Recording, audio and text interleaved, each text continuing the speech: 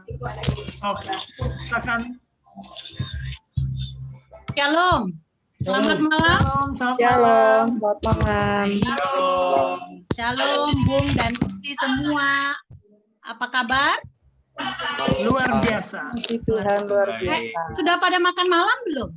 Waduh. Sudah. Tahu campur sih. Kenapa ya? Puasa, no. Soalnya kurang semangat begitu. Kurang semangat. Shalom, Bapak Bung dan Usi. Shalom. Mantap, mantap. Siap untuk kita semua beribadah? Harus ya. Siap, puji Terima Tuhan. kasih, puji Tuhan, Bung dan Usi. Maaf saya tidak terbiasa. Bung dan Usi semua sudah menyempatkan waktu untuk bersama-sama kita berkumpul di Senior Friends GP, Gerakan Pemuda Berdoa. Malam hari ini kita akan sama-sama mendengarkan, bernyanyi juga pujian dan juga firman Tuhan yang akan dibawakan oleh Om Pandi, Bung Samuel Pandi, dengan tema Aku Harus Berdampak. Bapak Ibu di sini sudah berdampak belum? Oh, Bapak Ibu. Bung Usi sudah berdampak belum? Selama ini? Kadang-kadang. Kadang-kadang, oh kadang-kadang ya. Kalau ada B2 baru berdampak ya. Oke. Baik. Pas. Oke, kita akan mulai persekutuan kita ya. Persekutuan kita malam hari ini dengan satu pujian dari Gita Bakti. Saya coba. Oke. Gita Bakti 15. Haleluya, puji Tuhan. Yang semangat ya, Bung dan Usi semua.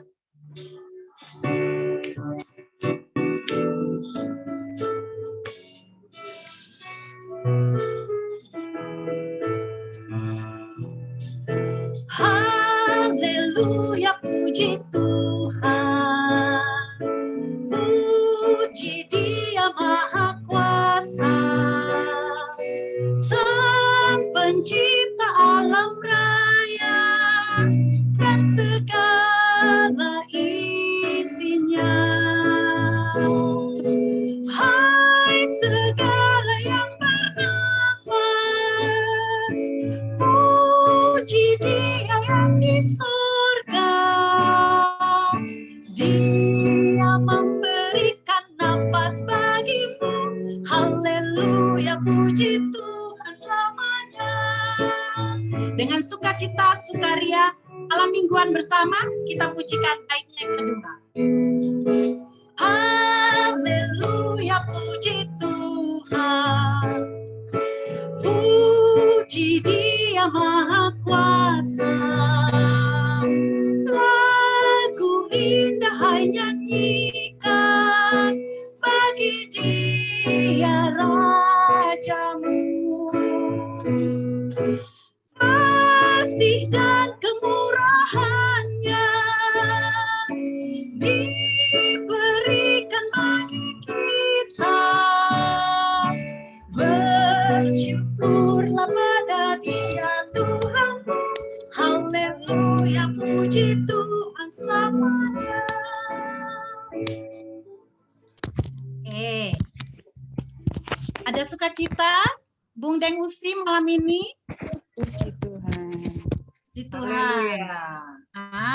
Kita sudah haleluya, sudah mengundang Tuhan hadir bermalam minggu bersama kita, bersama pasangan kita, bersama teman-teman kita dimanapun Bung Deng Usi berada. Di Tuhan kita masih diberikan kesehatan ya, masih diberikan kesempatan, kemampuan untuk memuliakan, memuji dan memuliakan nama Tuhan. Baik, perkenalkan saya Natalia dan juga suami saya Ernst Bogar. Kami akan menjadi liturgos di dalam persekutuan FGP malam hari ini. Kami dari GPIB Bethesda Sidoarjo. Baik, untuk memulai kita akan masuk di dalam doa pembukaan yang akan dipimpin oleh Usi atau Kakak Novi Tate Tololiu. Mari kita satu di dalam doa. Mari kita berdoa.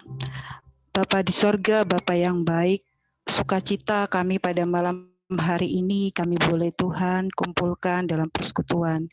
Sekalipun kami tidak berjumpa secara langsung, tapi dengan berkat Tuhan, pertolongan Tuhan, dengan teknologi yang Tuhan berikan, kami tetap ada dalam satu ikatan persekutuan.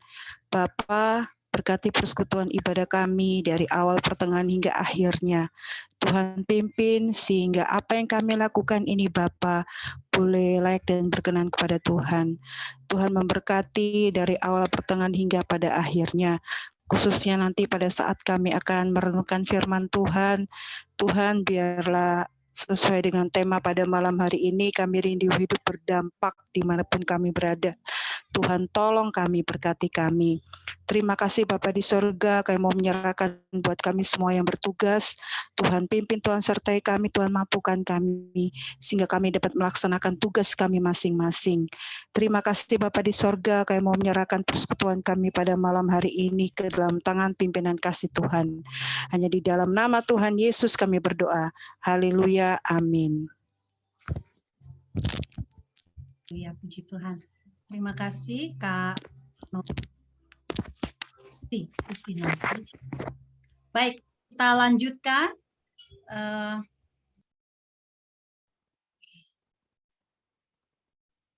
Kita akan masuk dalam pemberitaan firman Tuhan yang akan dibawakan oleh Om Pandi, Bung Samuel Pandi, dengan tema Aku Harus Berdampak.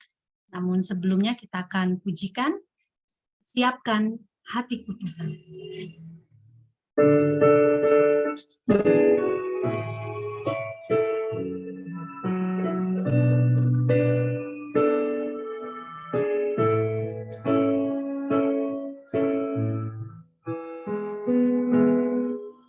Siapkan hatiku Tuhan untuk dengar firman-Mu saat ini. Ku sujud menyembah-Mu Tuhan, masuk hadirat-Mu saat ini. Curahkan urapan-Mu Tuhan bagi jemaat-Mu saat ini. Ku siapkan hatiku Tuhan untuk dengar firman. Kita mau katakan firman-Mu Tuhan. Firman-Mu Tuhan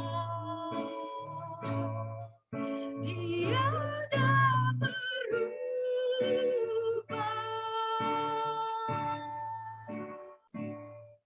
Dahulu, sekarang, selama-lamanya tiada berubah. Firman-Mu Tuhan penolong hidupku. Ku siapkan hatiku Tuhan untuk dengar firman. Kita mau pujikan refini sekali lagi dengan setengah suara. Firman-Mu Tuhan tiada berubah.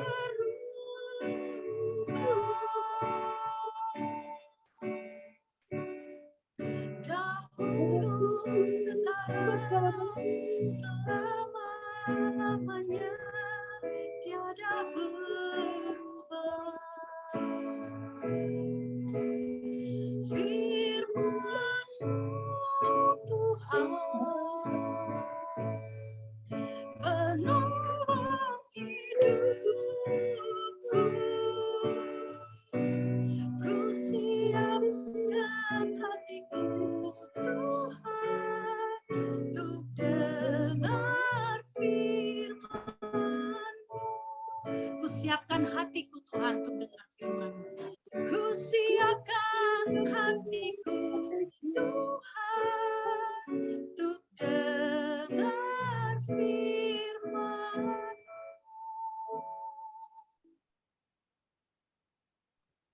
pelayanan firman Tuhan malam hari ini kami berikan pada Om Pandi.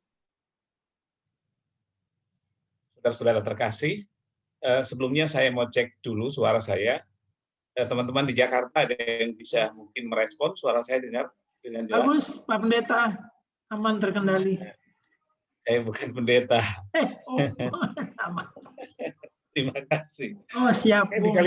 Di Kalimantan bagaimana? Bagus, Pak. Oke, terima kasih. Baik, mari kita satu dalam doa. Kita berdoa.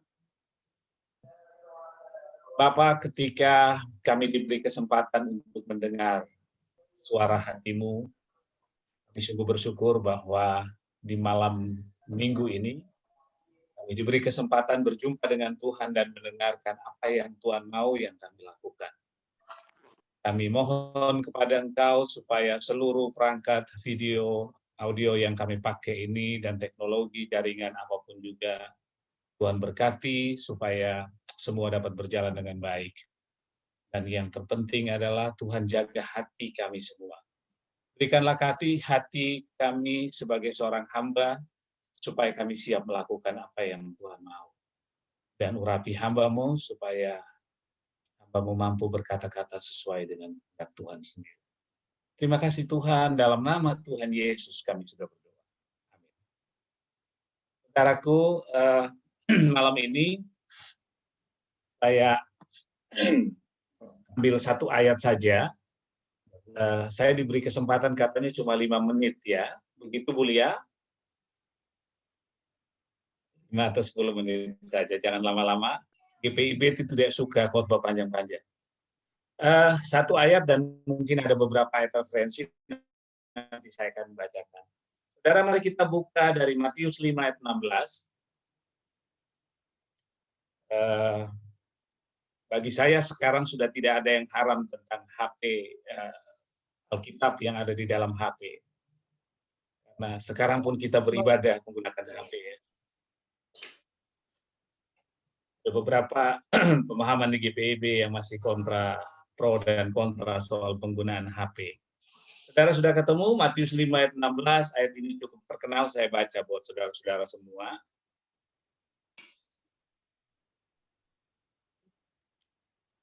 Demikianlah hendaknya terangmu bercahaya di depan orang, supaya mereka melihat perbuatanmu yang baik dan memuliakan Bapamu yang di sorga. Halo? Lanjut, Om. Halo? Dilanjut, silakan. Bu. Selamat malam lagi, sekali lagi. Saya lihat ada beberapa Bapak dan Ibu Pendeta yang hadir. Kalau nanti saya salah, katanya betul Bu Lia, ada semacam sesi perbincangan di acara ini atau tidak? Nanti dipandu Kak Marta sama Bu. Oke, jadi ada sesi bincang-bincang ya. Baik, makanya saya khotbah tidak boleh lama-lama. Mungkin hanya 70 menit ya. Saudara-saudara, satu ayat yang baru saya baca tadi itu sebenarnya adalah sebuah pengajaran dari Tuhan Yesus tentang bagaimana hidup orang Kristen yang seharusnya. Diajarkan bahwa orang Kristen atau umat Tuhan itu harus menjadi manusia yang bermakna, berguna, dan berdampak.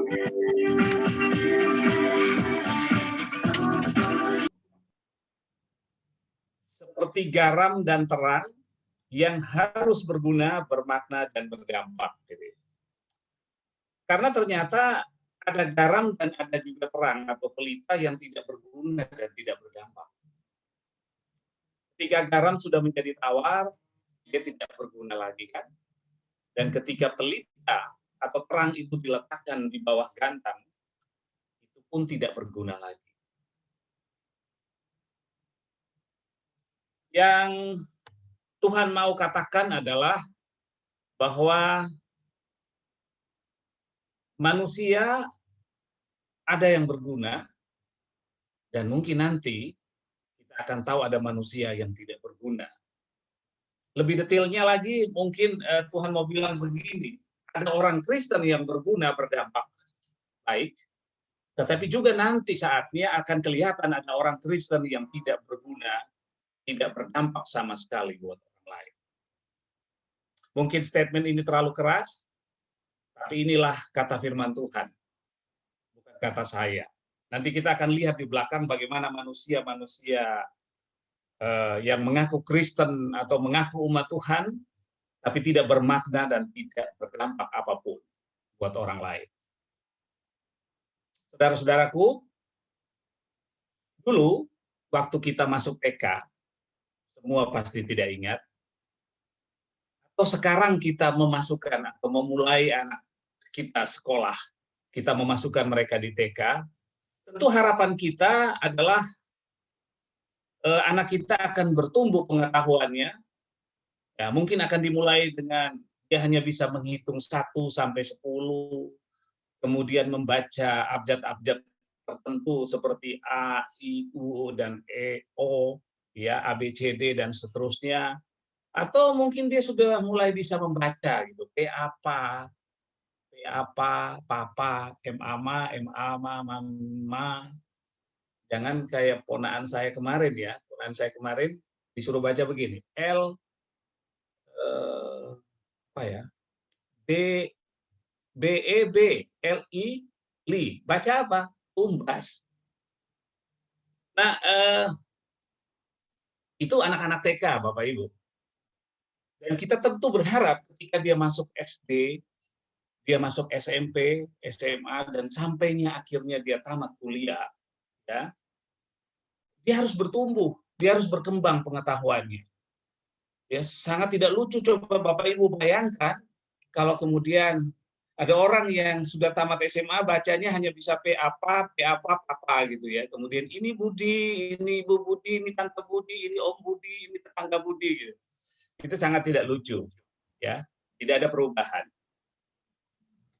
Jadi harus ada peningkatan yang signifikan antara ketika dia tamat TK atau masuk TK, selesai TK, sampai dengan dia tamat SMA, SMP, SMA, tamat kuliah. Nah, saudara yang terkasih, kita telah melewati jenjang kehidupan yang cukup panjang. Ya, saya tidak tahu, tapi kayaknya saya bisa pastikan bahwa seluruh yang ada di sini adalah anggota GPIB. Mungkin ada yang sudah mulai aktif di PA, mulai dari PA, PT, kemudian GP. Sekarang ini saya dengar tadi sharing dari Bung Bob kemarin bahwa ini adalah mantan-mantan pengurus GP atau aktivis GP. Nah, sekarang mungkin juga ada banyak yang sudah lebih dari itu, pengurus PKB, PKP. Puji Tuhan ada yang jadi presbiter gitu ya, PHMJ, bahkan ada yang pendeta, luar biasa Bapak. Nah, ini jenjang yang sudah kita lewati Bapak Ibu. Tentunya saya pikir ketika Tuhan menetapkan saya dan saudara untuk menjadi atau mengalami atau melewati setiap jenjang-jenjang ini, pasti Tuhan mau ada perubahan, ada pertumbuhan, ada kemajuan, ada sesuatu yang kita dapatkan di situ, kemudian tentunya itu harus bisa berdampak. Maka saudara-saudara sekalian, kalau sekarang dengan jujur kita bertanya, tadi sebenarnya Bu Natalia tadi sudah bertanya, apakah saudara-saudara sudah berdampak? Saya dengar saja gitu ya, ternyata tidak banyak yang berani menjawab, saya sudah berdampak. Ada yang bilang sedikit-sedikit, dan ada yang diam. Saya tidak tahu diam ini artinya dia merasa sudah berdampak atau tidak berdampak sama sekali. Apa-apa, nanti kita lihat saja ya. Berdampak seperti apa sih? Walaupun saudara-saudara mudah-mudahan tidak berlebihan, kalau saya harus katakan begini, bahwa saudara-saudara yang hadir dalam persekutuan malam hari ini adalah orang-orang yang menurut saya, itu adalah orang-orang di atas rata-rata dari sebagian besar umat Kristen atau orang yang mengaku percaya Kristus. Kenapa demikian? Karena saudara-saudara sudah hampir pasti pernah mengalami apa yang disebut dengan pengorbanan waktu, pengorbanan tenaga, pengorbanan pikiran, Ataupun mungkin juga pengorbanan yang lain, misalnya uang dan lain sebagainya. Saudara masih ingat ketika dulu saudara masih menjadi pengurus GP, ya, oke, yang pengurus GP mulai bayangkan beberapa tahun atau beberapa belas tahun yang lalu, ya, ketika saudara masih pengurus GP, bagaimana saudara begitu berkorban dengan waktu. Ketika sementara pemuda-pemuda yang lain sibuk bermalam minggu di tempat-tempat tongkrongan, ngopi bersama teman-temannya, berleha-leha di rumah, ya, mengambil kesibukan-kesibukan mereka sendiri untuk kesenangan mereka. Jam 6 atau setengah 7, saudara-saudara sudah mulai mempersiapkan diri untuk bergegas ke gereja. Halo para pengurus, kenapa? Karena kita harus mempersiapkan semua fasilitas di gereja, oke? Kita juga harus mempersiapkan semua perangkat di sana. Ya, belum lagi setelah datang ke sana belum ada orang sama sekali. Ya, tiba-tiba pembicaranya datang, Pak Pendeta datang. Tanya, Bung, ini jadi ibadah atau enggak nih, sudah jam 7 belum ada yang datang. Saudara sudah mulai gelisah. Mulai ada datang pelan-pelan setengah 8, ada yang datang jam 8 dengan tidak merasa bersalah, tidak merasa terlambat, dan lain sebagainya. Tiba-tiba lagi ada telepon bunyi gitu. Liturgos izin tidak bisa masuk karena tiba-tiba ada teman datang main di rumah. Saudara, ini pengorbanan yang saya pikir kalau saudara pengurus GP seperti hal-hal seperti ini pasti saudara pernah alami. Ya. Saya kira-kira 26 tahun yang lalu mengalami ini. Nah, saudaraku, itulah sebabnya di awal tadi saya bilang saudara-saudara ini kalau dalam pandangan saya adalah orang-orang di atas rata-rata. Saudara sudah melewati hal-hal seperti itu, pengorbanan-pengorbanan seperti itu. Ya. Tapi tanpa bermaksud menghakimi atau mengadili, saya mau bilang begini. Mari saya dan saudara bertanya. Setelah saya dan saudara melewati jenjang-jenjang itu, bahkan sekarang pun kita masuk di dalam dunia yang tanda petik pelayanan, sudahkah kita berdampak, saudara? Berdampak itu seperti apa sih? Oh, saya sudah berdampak karena sekarang saya sudah jadi majelis, Pak. Gitu. Sekarang saya sudah jadi pengurus PKP, PKB, saya juga jadi kantoria, saya juga jadi dan lain-lain. Saya bilang ini juga tahapan. Setelah jadi itu semua, apa dampak saudara dan saya untuk orang lain? Apalagi nanti kita bicara kalau untuk Tuhan. Apa yang saya dan saudara peroleh dari pelayanan kita itu? Apakah itu membuat saya dan saudara semakin lebih taat dan lebih dekat dengan Tuhan? Atau justru semua kesibukan aktivitas itu membuat saya hampir tidak punya waktu dengan Tuhan.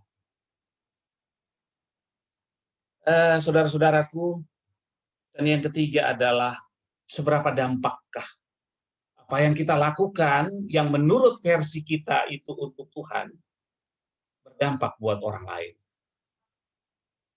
Atau jangan-jangan setelah kita lewati semua itu kita seperti anak TK yang lulus SMA tapi bacanya masih mama, mama. Papa. Ini Ibu Budi, ini Ayah Budi, ini teman Budi, dan lain sebagainya. Hanya itu.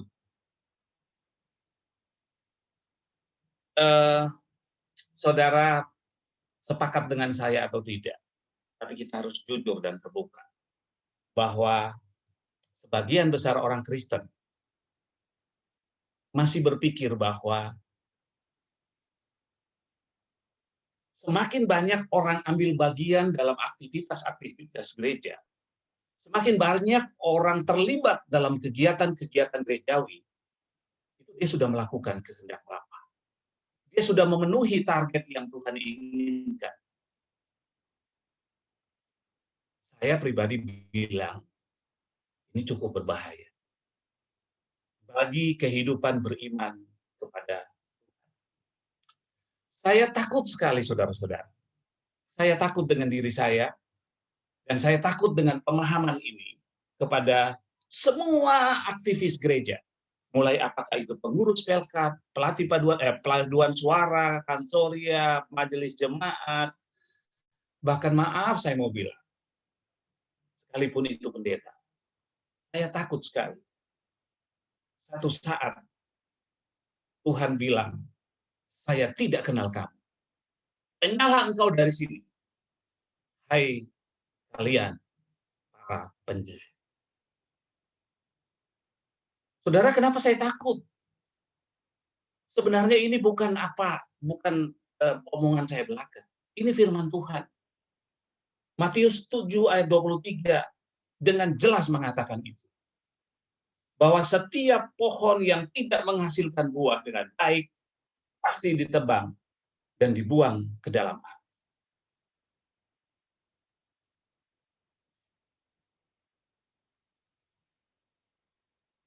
Lalu harus bagaimana? Bukankah kita ini semua lahir dari keluarga Kristen?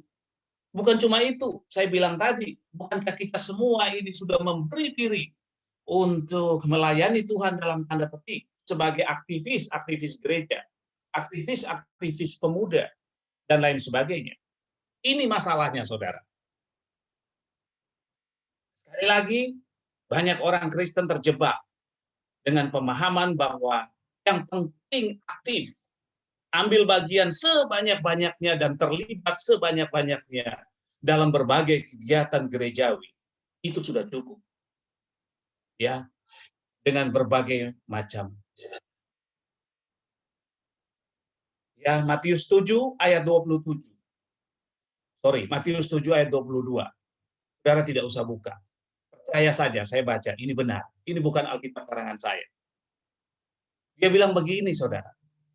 Pada hari terakhir, banyak orang akan berseru kepadaku, Tuhan, Tuhan, bukankah kami bernubuat demi namamu, mengusir setan demi namamu, mengadakan mujizat, mengadakan banyak mujizat demi namamu juga? Saudara, siapa orang-orang yang bernubuat demi nama Tuhan itu? Siapakah orang-orang yang mengusir setan demi nama Tuhan itu? Dan mereka yang membuat banyak mujizat dalam nama Tuhan itu siapa? Kalau bukan aktivis gereja. Kalau bukan hamba-hamba Tuhan. Mereka semua pasti tokoh-tokoh gereja. Mereka semua pasti ambil bagian dalam ladang pelayanan Tuhan. Tapi Tuhan bilang, enyahlah engkau dari sini karena aku tidak kenal kamu. Hai sekalian, kamu para penjahat. Kenapa Tuhan mengusir mereka? Kenapa Tuhan bilang saya tidak kenal mereka? Lalu orang GPIB, apalagi para pemuda, dengan semangat kebersamaan dan kesehatian, mereka protes kepada Tuhan. Tuhan, bukankah saya ini dari lahir sampai sekarang melayani engkau, memberi diri untuk engkau? Jadi pengurus. Apalah. Kenapa Tuhan mengusir kami? Saudara, saya belajar begini. Mungkin Tuhan mau tunjukkan kepada saya dan saudara bahwa hidup beriman yang saudara lakukan itu bukan hanya ditentukan oleh berapa banyak saya dan saudara ambil bagian atau mengaktifkan diri dan terlibat dalam kegiatan gerejawi. Karena ibadah yang sesungguhnya adalah ibadah aktual kita. Setelah saya dan saudara keluar dari gedung gereja, setelah saya dan saudara bubar dari persekutuan ini, disitulah sebenarnya ibadah kita yang sebenarnya. Saya harus mempersingkat ibadah ini supaya kita punya waktu. Bagaimana ketika saya berjumpa setelah keluar dari gereja, bertemu dengan tukang becak atau sopir taksi yang nyalip seenaknya. Kalimat apa yang saudara dan saya akan keluarkan buat mereka? Itu akan menunjukkan seberapa saya dan saudara berdampak dalam kehidupan. Sementara kita berdiri dalam antrian yang panjang, ada orang lain nyalip di depan, dari belakang, nyalip untuk maju di depan kita. Bagaimana saya dan saudara bereaksi terhadap itu menentukan bagaimana saya dan saudara berdampak. Apa yang kita petik selama ini. Mau lebih dekat lagi, saudara. Hai para suami, bagaimana cara saya dan saudara mengatasi istri-istri yang cerewet dan cemburuan? Itu menentukan seberapa kualitas berdampak saya dan saudara ketika kita sudah mengikuti berbagai macam aktivitas ini. Saya sempat punya pemahaman begini, saudara, bahwa khotbah saya yang paling efisien itu adalah ketika istri saya menyetujui. Ketika saya bicara soal kejujuran, istri saya akan mengangguk, betul, karena dia jujur. Ketika saya berbicara soal rendah hati, istri saya akan mengangguk-angguk. Ya, dia rendah. Bukan orang lain terpesona. Ya, bukan orang lain mengagum-ngagum akan apa yang saya khotbahkan. Tetapi pendengar yang pertama menilai saya adalah istri saya. Atau mungkin sebaliknya. Saudara, percuma apapun yang kita lakukan di dalam hal-hal gerejawi. Tapi kita pulang di rumah itu jadi cemoohan keluarga. Istri atau pasangan kita bilang, "You lebih baik tidak usah pulang. Bawa bantal aja di gereja." Atau dia bilang begini, katanya orang harus rendah hati. Orang harus panjang sabar. Kenapa Papa menghadapi anak nakal aja begitu tindakannya? Ya. Jadi apa yang Papa khotbahkan tadi? Parameternya itu, Bapak Ibu. Ya, parameter kesuksesan khotbah atau apapun yang kita lakukan itu adalah orang-orang di dekat kita. Ya. Bagaimana ketika saudara dan saya dikhianati teman? Bagaimana ketika klien kita dirampas oleh orang lain dengan tidak fair? Apa sikap kita?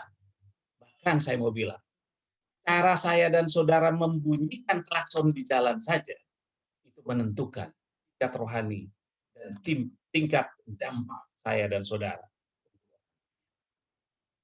Jadi apa kesimpulan? Jangan berbicara tentang dampak yang luas, yang terlalu lebar. Beritakan Injil ke seluruh bumi. Saudara dan saya mau kemana?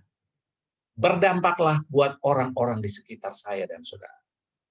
Untuk istri, suami, untuk anak-anak. Bagaimana cara saya dan saudara bermedsos? Apa yang kita tulis di dalam setiap chattingan kita dengan teman-teman. Itu menunjukkan bagaimana saya dan saudara berdampak. Bagaimana saya dan saudara terlibat dalam sebuah guyonan. Ya, sebuah joke. Apakah joke yang kita buat, guyonan yang kita buat, menunjukkan kekudusan seperti yang Tuhan inginkan? Itu juga menunjukkan bagaimana saya dan saudara berdampak atau tidak. Maka saya mau bilang, puji Tuhan, Anda semua luar biasa adalah orang-orang di atas rata-rata yang sudah berkorban untuk pekerjaan Tuhan di masa lampau atau mungkin juga sekarang. Tapi akan lebih luar biasa lagi kalau saya dan saudara berdampak buat keluarga, berdampak buat teman kantor, berdampak untuk teman-teman di sosial media, berdampak buat semua orang yang kita jumpai, klien kita dalam tugas kita masing-masing, atau mahasiswa kita, anak buah kita. Mereka akan lihat apakah benar orang ini kerja di ladang Tuhan. Maka saat ini saya ajak, saudara yang sedang berbicara ini pun berjuang untuk ini. Supaya saya berdampak. Supaya ketika saya pulang di rumah mereka bilang, memang Papa ini orang yang patut diteladani. Bukan begini ketika ada sumbangan dari gereja datang, poster datang, Papa dari dalam kamar bilang aja Papa ada. Lalu anak-anak mau belajar apa dari saya dan saudara? Kalau seperti itu. Dan lain-lain dan lain-lain. Baik saudara, saya terlalu panjang. Saya mengakhiri aja, Tuhan memberkati kita semua.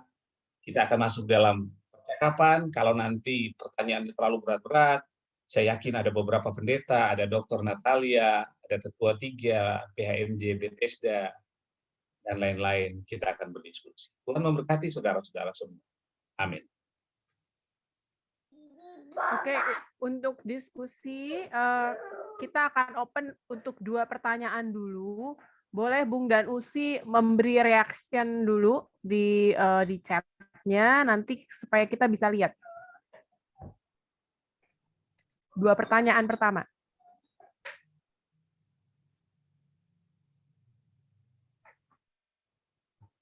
Atau kalau misalnya pakai handphone agak susah mencet-pencet reaction, silakan angkat tangan. Nanti tim host tolong bantu lihat, karena ada 2 layar di sini. Silakan angkat tangan seperti ini aja ke kameranya.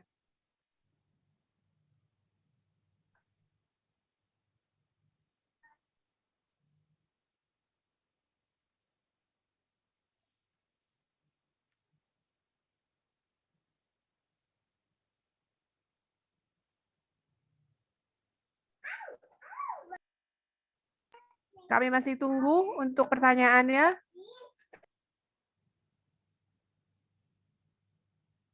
Oke, Bung Dani, silahkan.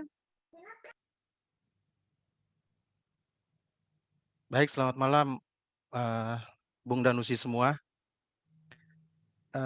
Saya sebenarnya bagian dari host ya, cuma karena nggak ada yang mau, ya host pancing dulu aja. Saya nggak mau bertanya sih, saya cuma ingin sharing juga tentang yang disampaikan oleh Bung Samuel tadi.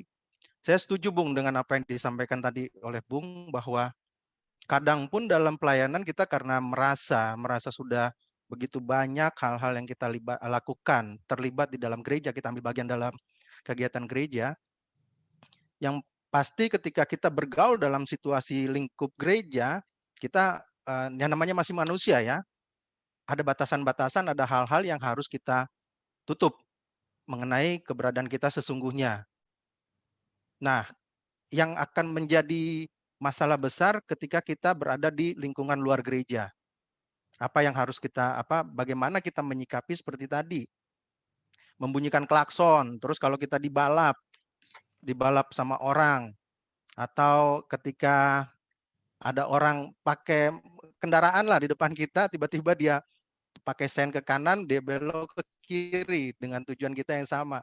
Itu pun dampak hal-hal kecil yang bisa berdampak ya dalam hidup kita, untuk bagaimana kita merespon kondisi-kondisi kecil seperti itu.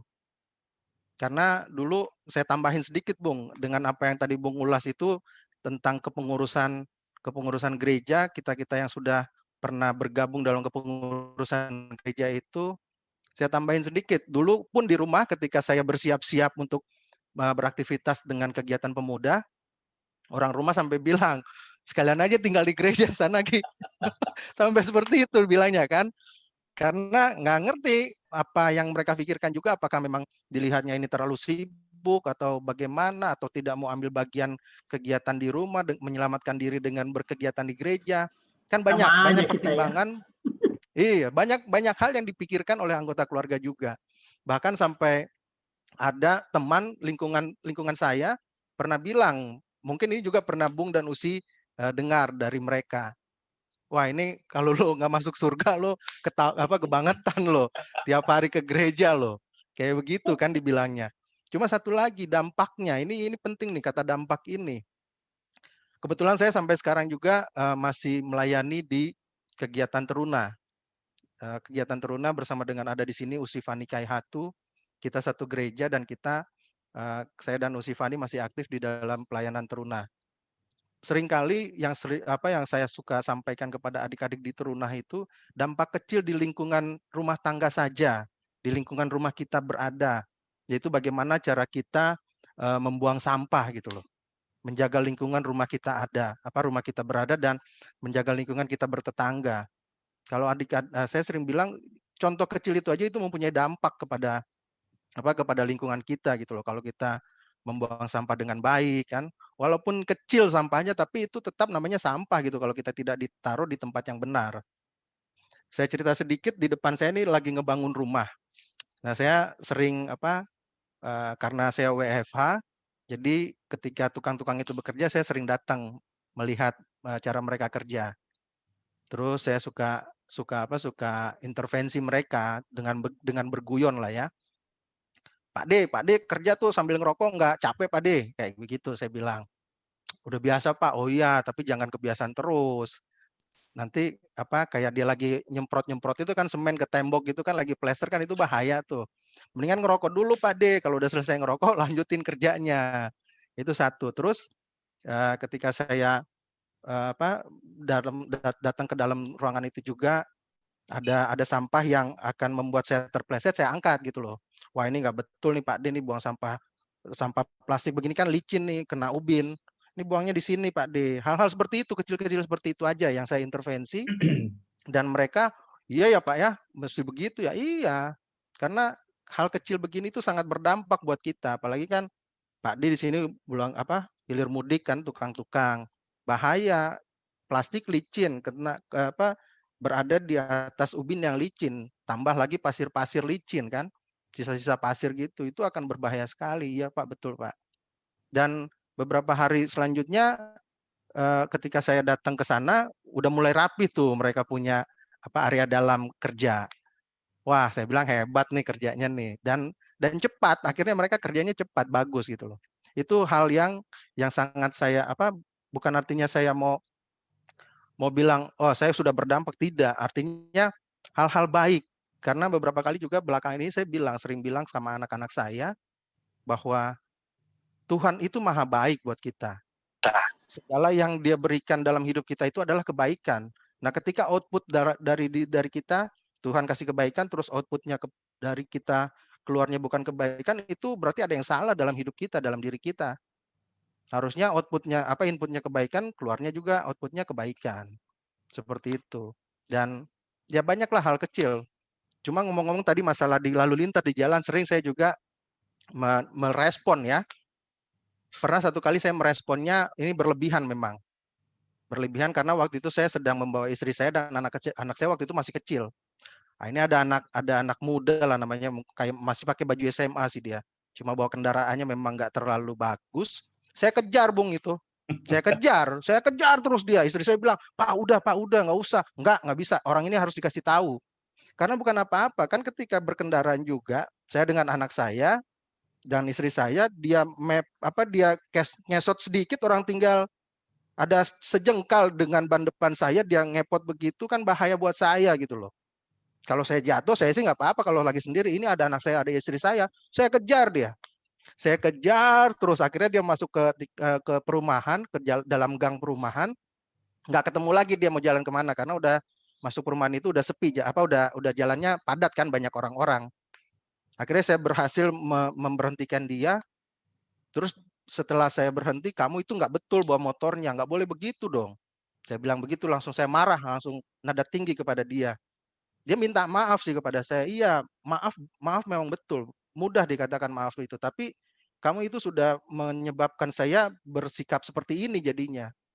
Sudah Pak, artinya mungkin dia melihat logat saya, melihat istri saya, penampilan saya, dia melihat nih kayak ini orang Kristen nih. Sudah Pak, kan kita sama-sama Pak. Akhirnya dia bilang begitu. Terus saya lihat di kunci motor dia memang gantungannya salib. Istri saya masih ingat nih. Gantungannya salib ya. Mau bilang apa lagi kalau kayak begini. Lain kali saya bilang akhirnya, lain kali kamu jangan bersikap bodoh kayak begitu kan. Jangan bersikap bodoh, itu bisa mencelakakan kamu dan mencelakakan saya juga, bukan kita berdua aja. Banyak orang di belakang kita juga nanti akan bermasalah. Begitu sharing saya Pak Pendeta. Jadi memang dampak kita tuh harus kelihatan ya, bukan karena kita beraktivitas full dengan gereja, tapi itu kita bisa bungkus ketika berada di dalam lingkup gereja, tapi ketika di luar gereja, nah itu baru kelihatan tuh sikap kita yang sebetulnya, apakah kita memang meneladani apa yang kita dapatkan dari keberadaan kita dalam lingkungan gereja atau tidak. Terima kasih. Terima kasih Ya, sharingnya, Bung Dani. Ini ada lagi dari maaf, dari Bung Agus Wangkai. Silakan. Ya, terima kasih. Ini topik yang menohok kita semua gitu ya. Pertanyaan kritisnya sesungguhnya apakah selama ini kita bisa bertumbuh ketika kita beraktivitas dalam pelayanan gereja. Saya termasuk orang yang ragu gitu. Sejauh saya melangkah dalam aktivitas pelayanan gereja, saya pernah bilang begini, tema kita kan GPIB itu kan Yesus Kristus sumber damai sejahtera gitu ya. Di gereja kita masing-masing, nggak tahu di gereja bapak teman-teman semua, tapi di beberapa gereja yang saya lihat tuh tema itu pasti ada, Yesus Kristus sumber damai sejahtera. Ya, saya kan lagi meeting, kamu ganggu aja. Tapi realitanya, apakah kita melihat damai sejahtera di tengah-tengah persekutuan kita gitu ya? Rasa-rasanya kok malu-maluin aja gitu ya. Apalagi teman-teman yang majelis jemaat mengalami sekali ya. Kita berantem di sidang tuh diawali dengan ibadah gitu. Kita berdoa, kita apa? Adu pendapat, bersih tegang segala macam. Waduh, apakah saya terus terang, apalagi akhir-akhir ini lagi menggumuli sekali gitu, menggumuli sekali. Sesungguhnya kita bertumbuh apa enggak? Saya sampai pernah mau ambil periode yang terakhir ini, saya sudah bulat hati saya tidak mau jadi presbiter gitu. Tidak mau jadi presbiter, saya mau fokus membenahi diri saya sendiri, dan saya berharap dengan diri saya sendiri saya akan berdampak kecil-kecilan lah. Daripada saya ada di dalam terus tapi ada lingkungannya yang luar biasa gitu ya. Ada seorang pendeta yang bilang, Gus itu tandanya Ngana bertumbuh. Wah, masa bertumbuhnya begini gitu. Kalau ini partai politik lebih pas gitu ya. Ini gereja loh, ini gereja. Kita atas nama Tuhan, atas nama Alkitab, tapi kita bersih tegang, otot ternaik-naik gitu loh. Masa Tuhan Yesus ajarin gitu. Saya nggak lihat waktu Tuhan Yesus marah-marah membersihkan bait Allah gitu ya, bagaimana marahnya Yesus. Tapi sepanjang yang saya tahu, ya kita lihat, kita nggak belajar seperti itu.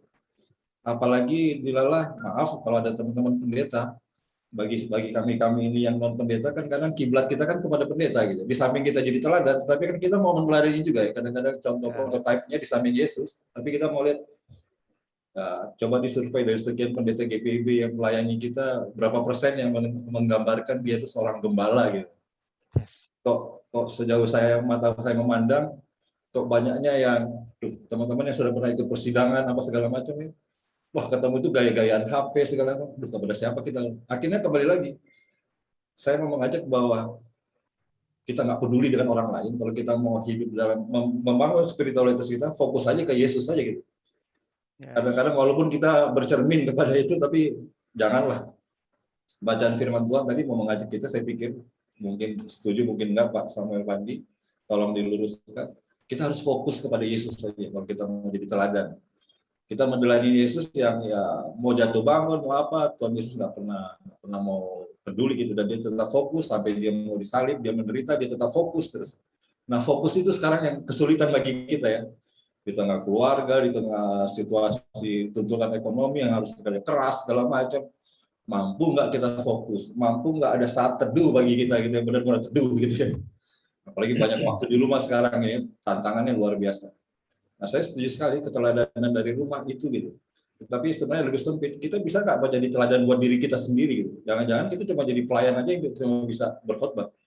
Saya sampai terus terang 1 bulan ini saya off dari khotbah. Entah kenapa saya pokoknya minta ke sekretaris PHM, tolong saya jangan dijadwalin dulu.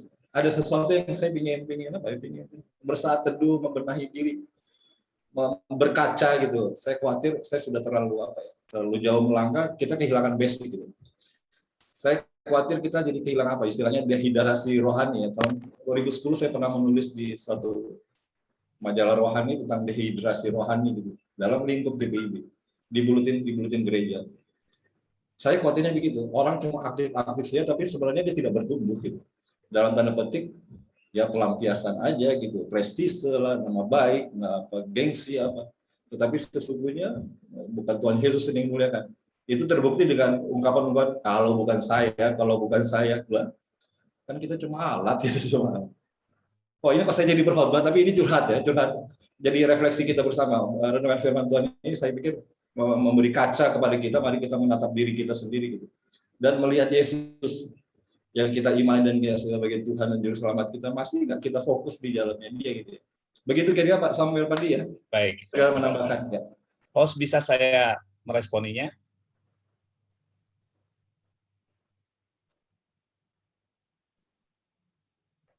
Silakan. Ya. Oke, terima kasih. Saya sedikit merespon, menanggapi sedikit tentang sharing dari Bung Agus. Ini Bung Agus punya persoalan mirip hampir sama dengan saya. Ya, beberapa kali saya jadi PHMJ, sekarang ini masih presbiter, dan ada beberapa tugas lagi yang ditambahkan oleh KMJ buat saya. Dan saya hanya mau bilang begini, Bung Agus, bukan Bung Agus mundur karena melihat situasi seperti itu. Saya tidak setuju. Dan Bung Soga tahu betul, Bung Bob tahu betul ketika saya mundur dari PHMJ, saya bukan sedang tidak setuju dengan situasi di mana saya sedang melayani bersama-sama teman-teman. Tapi saya setuju dengan Bung Agus, dan itu adalah motivasi saya mundur, bahwa saya merasa saya kehilangan arah. Terlalu banyak kegiatan gerejawi yang saya ambil. Kalau mudah-mudahan teman-teman tidak menilai saya sombong ya. Ada PHMJ, ada pelatih vokal grup, ada pengajar katekesasi, ada juga pelayan persiapan Rabu, Minggu, dan Pelkat. Saya merasa saya kehilangan arah. Saya tidak punya waktu lagi dengan Tuhan secara pribadi. Dan teman-teman, saya mau bilang, teman-teman jangan mundur karena situasi dan kondisi yang tidak nyaman. Bung Agus, saya mau bilang, Bung Agus harus tetap ada di situ untuk bisa berdampak dan bisa bercahaya. Bacaan kita tadi itu ada hubungannya dengan ketika Tuhan Yesus bilang, apa gunanya garam kalau kemudian dia menjadi tawar? Apa gunanya sebuah pelita kalau dia ditaruh di bawah gantang? Dia tidak akan bercahaya. Maka kehadiran saya dan teman-teman hari ini di bagian pelayanan apapun, jangan sekali-sekali kita mundur. Itu karena kita tidak cocok dengan situasi dan kondisi. Saya dan saudara-saudara harus berdampak di situ. Tetapi, saudara harus garis bawahi, kalau persekutuan Tuhan itu membuat saudara dan saya jauh dari Tuhan, saya setuju saudara mundur. Karena apa gunanya? Kita ambil bagian di setiap kegiatan-kegiatan apapun, kita tidak punya ketaatan, kesetiaan kepada Tuhan yang semakin bertumbuh. Saya yakin itu Tuhan sedih. Bahkan Tuhan bisa marah. Dan jangan heran, firman Tuhan bilang, satu saat Tuhan bilang, saya tidak kenal kamu. Karena apapun kegiatan yang Anda ambil itu justru membuat Anda melupakan saya. Anda tidak punya waktu lagi dengan saya. Anda tidak setia lagi dengan saya. Anda berantem terus dalam setiap persidangan. Nah, sekarang saya mau bilang, mari kita berdampak. Anda semua nih orang-orang di atas rata-rata, saya percaya. Karena Anda sudah melewati tahap-tahap itu. Ada yang bilang tadi, saya sudah siap di rumah gitu ya, Bung siapa tadi, Bung Dani. Di rumah saya sudah siap untuk ibadah, orang-orang pada datang. Ya datang cuma 2-3 orang, kemudian orang rumah bilang, yuk tinggal aja di gereja deh. Itu pengorbanan, saudara. Lah kalau sudah seperti pengorbanan seperti itu, satu saat kita menghadap Tuhan bilang, saya tidak kenal engkau orang-orang jahat. Waduh, itu yang tadi saya bilang, betapa takut dan betapa sedihnya saya. Itulah sebabnya saya mundur untuk saya memilih prioritas. Saya tidak mundur dari segala kegiatan. Saya harus mencari prioritas. Mana yang kira-kira kalau tanpa saya itu bisa jalan. Ya, dan saya harus menggunakan, ketika mundur itu saya harus punya komitmen. Saya harus lebih dekat dengan Tuhan. Saya harus lebih setia dengan Tuhan. Saya harus lebih berdampak. Jangan menjadi batu sandungan buat orang lain, terutama keluarga. Ya, teman-teman, kira-kira begitu ya. Jadi, jangan mundur dengan situasi dan kondisi, karena kita harus berdampak di situ. Oke, jangan ditanggapi lagi, nanti terlalu panjang. Ya, silakan, host.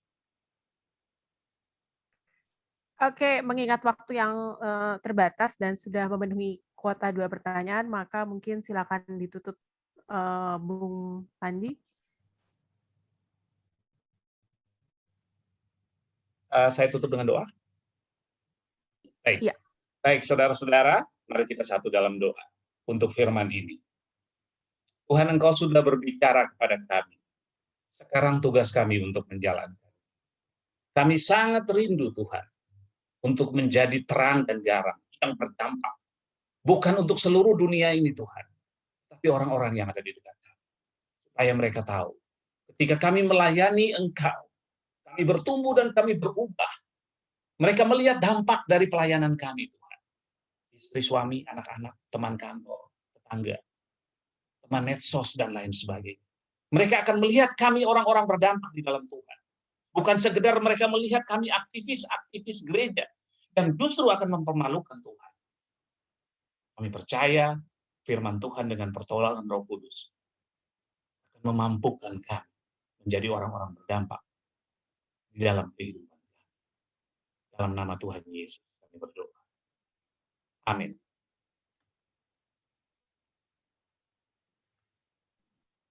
Kita akan meresponi firman Tuhan malam hari ini dengan memuji Tuhan, kumulai dari diri sendiri.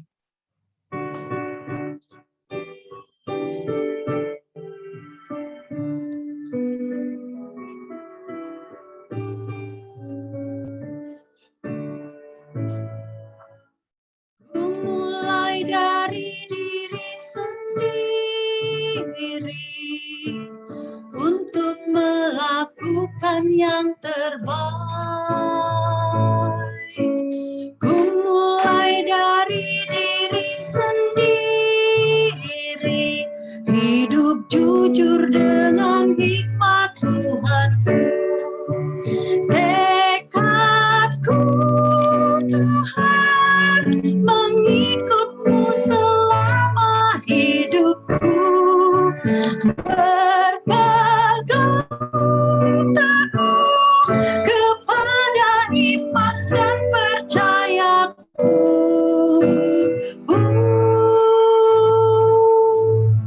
Akan kumulai dari diriku, melakukan sikap yang benar,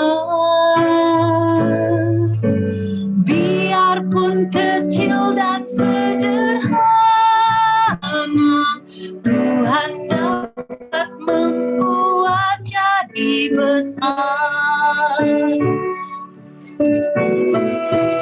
Mulai dari keluarga. Kumulai dari keluargaku, menjadi pelaku firman-Mu, selalu mendengar tuntunan Tuhan, berserah pada rencana kasih-Mu.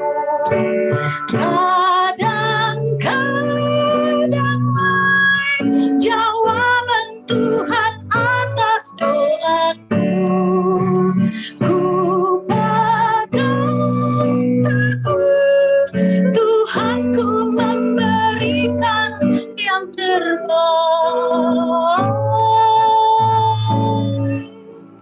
Ku mulai dari keluargaku, hidup memancarkan kasih-Mu. Walau ku lemah dan tidak layak, kuasa Tuhan menguatkan diriku.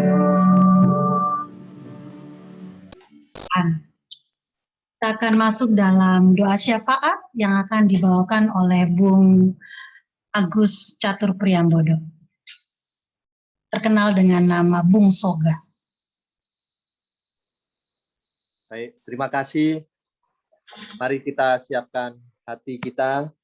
Kita masuk dalam doa syafaat. Kita berdoa. Bapa dalam kerajaan surga yang maha kudus, kami menaikkan ucapan syukur kami. Tuhan boleh menyapa kami dengan firman kudus Tuhan. Sehingga melalui firman yang boleh kami dengar pada malam hari ini, menguatkan kami, menuntun kami, untuk kami dapat melakukan, untuk kami dapat berdampak di tengah-tengah kehidupan yang Tuhan anugerahkan bagi kami. Terima kasih Tuhan Yesus. Saat ini kami boleh berdoa bagi bangsa dan negara kami, bangsa Indonesia, bagi pemimpin bangsa kami, Bapak Presiden Joko Widodo bersama dengan Wakil Presiden, juga para menteri, anggota DPR, MPR, bahkan pejabat-pejabat TNI dan Polri.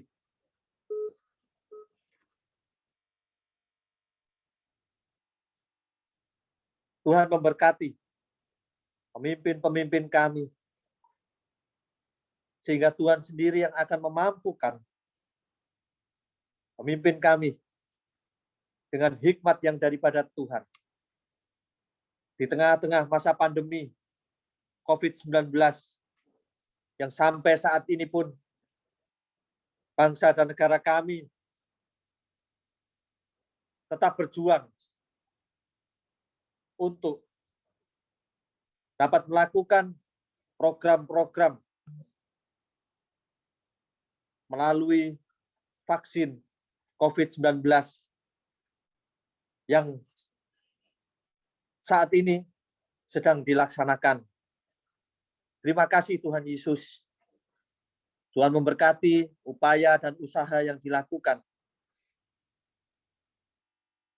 untuk memutus mata rantai penyebaran COVID-19 ini melalui pembatasan pergerakan yang saat ini pun dilaksanakan oleh pemerintah kami, di mana dalam masa mudik yang saat ini pun dilakukan menjelang hari libur nasional, Hari Raya Idul Fitri. Tuhan memberkati segala upaya dan usaha yang dilakukan, sehingga kami juga boleh melaksanakan protokol kesehatan dengan sebaik-baiknya, menjaga kesehatan tubuh jasmani kami, sehingga kami juga memperoleh kesehatan yang daripada Tuhan. Terima kasih Tuhan Yesus. Kami juga boleh berdoa untuk kestabilan dan keamanan bangsa dan negara kami, khususnya di beberapa daerah yang saat ini bergejolak, yaitu di Papua. Tuhan, kami menyerahkan apa yang terjadi di Papua ke dalam tangan kasih, pimpinan, dan pemeliharaan Tuhan. Tuhan ambil bagian di dalamnya untuk mendamaikan konflik yang terjadi di tengah-tengah rakyat yang ada di Papua sana, Bapak. Kami percaya hikmat Tuhan menuntun para pemimpin-pemimpin kami untuk mengambil keputusan di mana bangsa dan negara Indonesia, terkhusus lagi saudara-saudara kami yang ada di Papua, pemimpin-pemimpin bangsa kami, untuk mereka boleh mengambil keputusan dengan hikmat yang daripada Tuhan. Kami serahkan untuk proses pembicaraan yang dilaksanakan dari pihak yang berseteru di Papua sana, Bapak. Tuhan hadir memberikan yang terbaik bagi warga Papua pada khususnya. Terima kasih Tuhan. Kami juga boleh berdoa bagi pemulihan psikologi keluarga korban KRI Nanggala 402. Tuhan memberkati untuk mereka yang saat ini pun masih berduka karena kehilangan orang-orang yang mereka kasihi dalam tragedi tenggelamnya KRI Nanggala 402. Biarlah tangan kasih Tuhan senantiasa memelihara dan memberkati kehidupan rumah tangga dari para prajurit yang gugur dalam medan tugas mereka. Terima kasih Tuhan, terima kasih. Berdoa juga Bapak bagi pemulihan daerah-daerah yang beberapa waktu yang lalu mengalami bencana di NTT, di daerah-daerah yang mengalami bencana alam, di Jawa, khususnya di daerah Malang Selatan, Tuhan juga memberkati. Kiranya upaya dan usaha yang dilakukan untuk pemulihan, kestabilan, pembangunan di daerah-daerah yang mengalami bencana pada waktu lalu boleh terlaksana seturut dengan kehendak Tuhan. Terlebih lagi, kami serahkan saudara-saudara kami dalam keberadaan mereka, dalam susah mereka, dalam kepedihan mereka. Mereka pun berharap Tuhan hadir di tengah-tengah kehidupan mereka. Terima kasih Tuhan Yesus. Kami juga menyerahkan untuk daerah-daerah yang saat ini pun meningkat kasus positif COVID-19. Biarlah mereka juga boleh dengan disiplin melaksanakan protokol kesehatan di tengah-tengah kehidupan mereka. Bersama-sama melakukan protokol kesehatan untuk memutus penyebaran COVID-19. Terima kasih Tuhan Yesus. Kami juga berdoa bagi pandemi yang saat ini pun masih melanda dunia. Tuhan, Engkau yang Maha Pengasih dan Penyayang. Kiranya Tuhan juga boleh ikut memberikan kami semangat, kekuatan untuk kami boleh memerangi pandemi ini, Bapak. Bersama-sama dengan saudara-saudara kami yang lain, Tuhan juga berkenan memberkati. Terima kasih Tuhan, terima kasih. Saat ini pun kami boleh berdoa untuk kehidupan persekutuan SFGP di tengah-tengah situasi pandemi. Kami percaya bahwa persekutuan yang Tuhan bentuk di tengah-tengah SFGP ini Bapak boleh mendatangkan berkat dan sukacita di tengah-tengah kehidupan kami sebagai anggota, untuk kami boleh saling menguatkan satu dengan yang lainnya. Kami percaya bahwa SFGP juga memberikan dampak di tengah-tengah kehidupan kami, Bapak. Kami boleh ditopang melalui doa, melalui kebersamaan yang boleh terjalin di antara kami. Berdoa bagi program kegiatan SFGP Zoom Prayer yang boleh dilaksanakan setiap hari Senin dan Sabtu. Tuhan memberkati rumah doa, pembacaan, aku membaca Alkitab dalam 5 pasal setiap harinya, sahabat peduli, dan lain sebagainya yang menjadi program kegiatan SFGP saat ini, Bapak. Kami percaya bahwa apa yang telah direncanakan ini, Tuhan memberkati untuk kami boleh bersama-sama melaksanakannya dengan penuh sukacita. Bukan karena kekuatan kami, tetapi kami boleh menopang kebersamaan kami satu dengan yang lain. Terima kasih Tuhan. Kami juga boleh berdoa untuk tim kerja dalam rangka pelaksanaan ibadah hari kenaikan Tuhan Yesus Kristus yang pelaksanaannya akan dilakukan oleh SFGP Jawa Tengah, Daerah Istimewa Yogyakarta melalui YouTube SFGP. Tuhan memberkati tim kerja ini sehingga mereka juga boleh melaksanakan ibadah hari kenaikan Tuhan Yesus Kristus dengan penuh sukacita. Rencana touring SFGP Bikers ke Bandung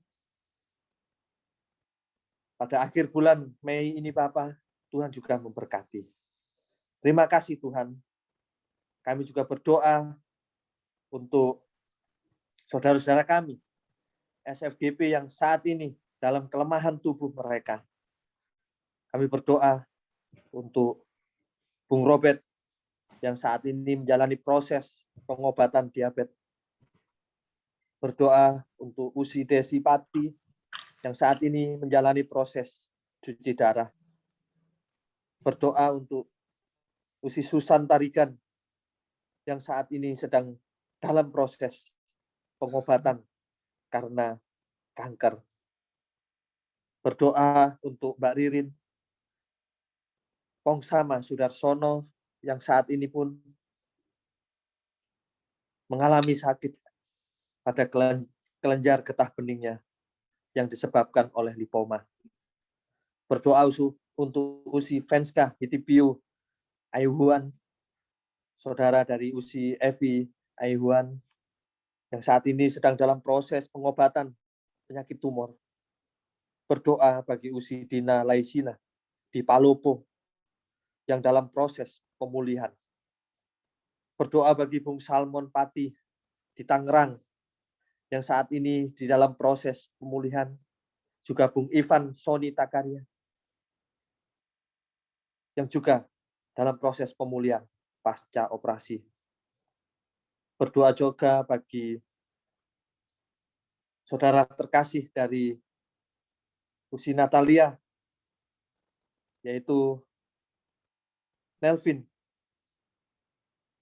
yang saat ini pun sedang menjalani proses pengobatan karena terdapat benjolan di lehernya. Tuhan mempersiapkan segala sesuatunya dalam proses operasi yang akan dilakukan pada hari Senin yang akan datang. Tuhan, kami menyerahkan saudara-saudara kami ini, dimanapun mereka boleh berada, dalam kelemahan tubuh mereka, mereka pun berharap akan kasih dan pertolongan Tuhan. Kami percaya bahwa kesembuhan dan pemulihan yang daripada Tuhan berlaku bagi saudara-saudara kami ini. Terima kasih Tuhan Yesus. Kami juga berdoa untuk rekan-rekan SFGP yang saat ini pun bersuka cita karena pertambahan usia maupun hari ulang tahun perkawinan mereka maupun hal-hal yang lain. Mereka boleh bersuka cita. Berdoa bagi Usi Mary yang boleh Tuhan anugerahkan pertambahan usia 1 tahun lagi pada tanggal 3 Mei yang lalu. Tuhan, kami juga boleh menyerahkan dan berdoa untuk Bung Marcel Simonis yang berulang tahun pada tanggal 5 Mei.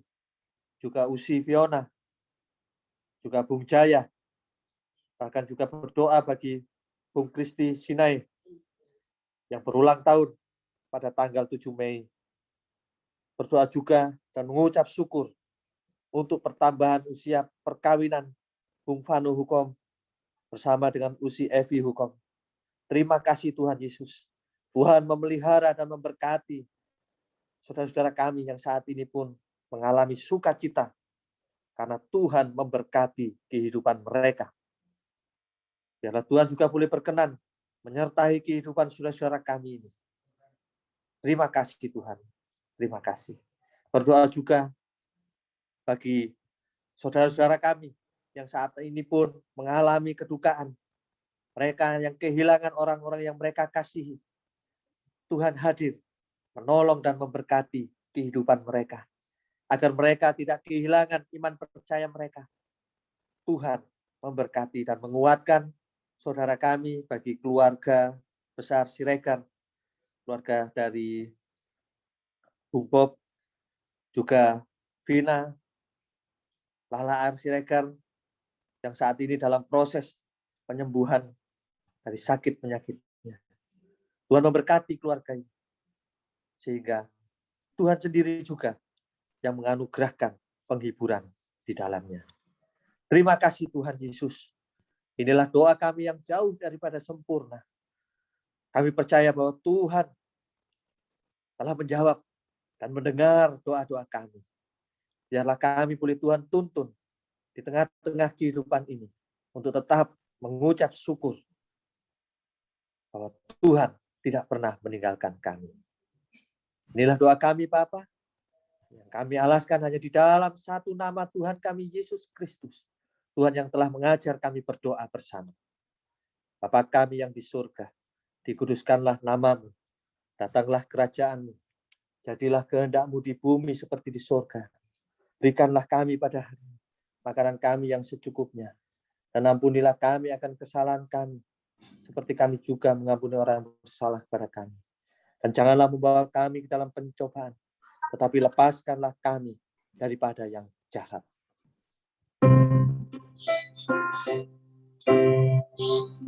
Karena Engkaulah yang mempunyai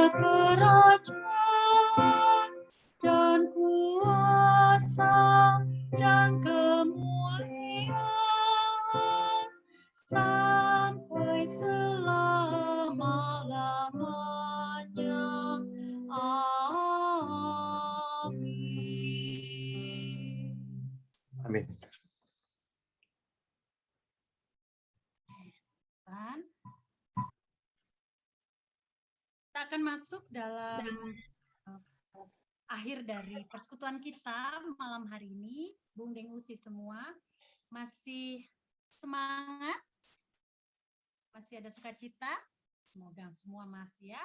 Oke, kita akan pujikan jika padaku ditanyakan. Setelah itu akan ditutup oleh doa penutup oleh Om Pandi. Doa berkat Om. Ya.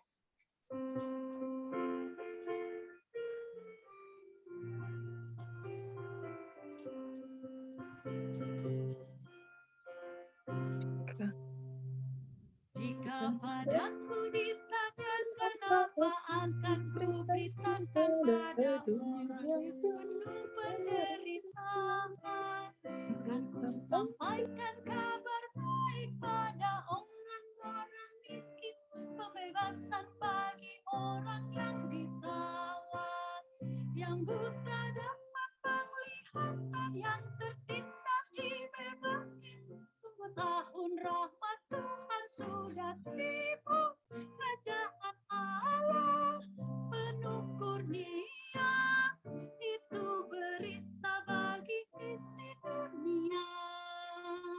Bait kedua. Jika padaku ditanyakan apa akan ku sampaikan pada dunia yang penuh dengan cobaan, aku bersaksi dengan kata tapi juga dengan karya menyampaikan kasih Allah yang sejati. Telah tersedia bagi kita pengampunan dan anugerah keselamatan dalam Kristus Putranya. Kerajaan Allah penuh kurnia, itu berita bagi isi dunia.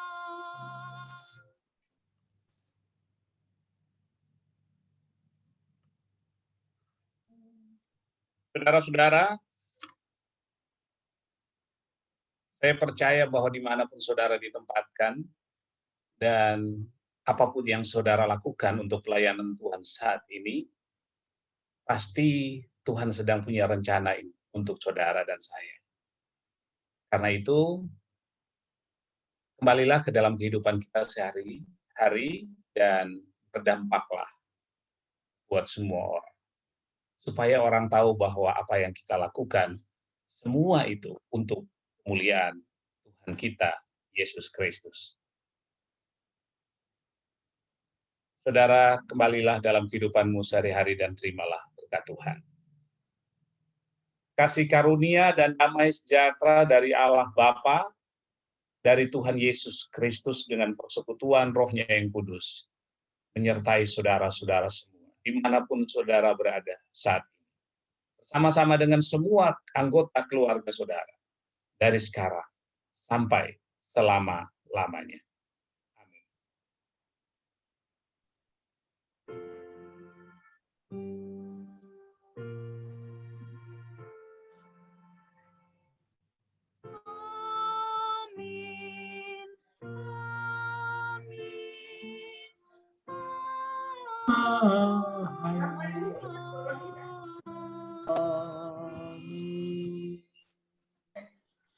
Terima kasih teman-teman Jatim. Terima kasih, Tuhan kasih. Terima kasih. Memberkati Usi Jatim atas pelayanannya. Berkati. Terima kasih. Bung Dani foto dulu sebelum hilang-hilang. Oh ya, boleh. Foto dulu sebelum hilang-hilang. Baik, Bung dan Usi. Kita foto dulu. Yang Punyaca, tolong foto mana diaktifkan Punyaca? videonya. Ini screen berapa? Ada beta atau Seng?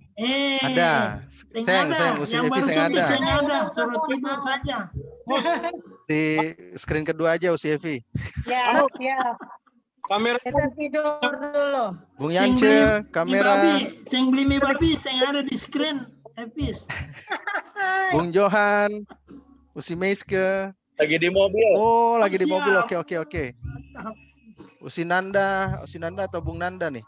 Pepi, masker Pepi, aduh. Itu Pepi. Oke ya, screen satu saya ambil, saya tag ya, foto. Oke. Saya pakai full screen dulu.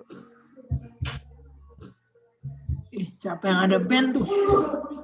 Oke, 1, 2, 3. Pasang gaya lagi, 1, 2, 3, screen 2, screen 1 masih. Screen 2 yang lainnya silahkan juga. Nah ini gue ya sekarang ya. Iya. Bung Jeffrey mana? Bung Jeffrey Lewerisa, silakan Bung. Usia Epis, mana yang bekas disuntik? Kasih tunjuk dulu. Ini sakit Aduh.